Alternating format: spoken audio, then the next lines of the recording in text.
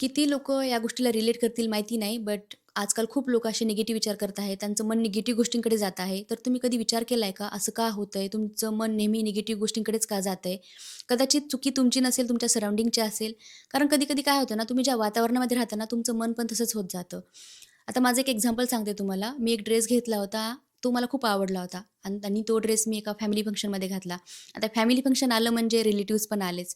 तर 1-2 रिलेटिव्हजनी मला त्याच्यावर कमेंट केली होती, की "हा कलर तुला एवढा छान नाही दिसत आहे. यामध्ये जर दुसरा कलर असता, तर तुला छान दिसला असता." तेव्हा माझा कॉन्फिडन्स थोडासा लो झाला तिथे आणि वाटलं यार उगाच हा ड्रेस घेतला. जो ड्रेस मला एवढा आवडला होता, मग तो मला आवडत नव्हता. मग काही महिन्यानंतर मी तो ड्रेस ऑफिसच्या एका प्रोग्राममध्ये घातला. मला त्या ड्रेसवरती खूप जणांच्या कॉम्प्लिमेंट आल्या, की "खूप ड्रेस छान दिसतोय. कुठून घेतला? लिंक असेल तर मला पाठव."